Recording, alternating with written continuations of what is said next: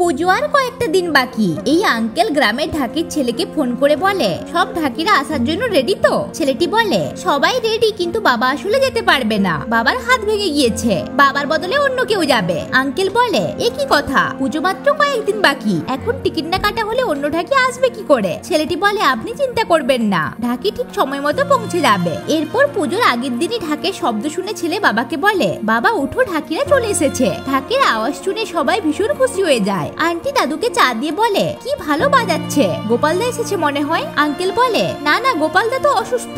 ছেলে বলল, অন্য কেউ আসবে। দাদু বলে, নিশ্চয়ই ছেলেকেই পাঠিয়েছে, বাবার ঢাক ছেলে ওঠাবে না তো কে ওঠাবে? এরপর সবাই নিচে এসে অবাক হয়ে যায়, কারণ এই ঢাকিরা কোনো ছেলে নয়, বরং সবাই মেয়ে ঢাকি ছিল। দাদু রেগে বলে, ঢাকি আবার মেয়ে, এটা কি করে হবে? সবাই চুপ হয়ে যায়। তখন আন্টি বলে, কেন, মায়ের পুজোতে মেয়ে ঢাক বাজাতে পারে না? এরপর দাদু হেসে বলে, মা তো এসে গেছে ঢাকির রূপে, তাহলে চলো পুজো শুরু করা যাক। সত্যি যুগ বদলেছে, শুধু বদলার আপনার চিন্তাধারা। ছেলে হোক বা মেয়ে, মা সবার মধ্যেই বাস করেন।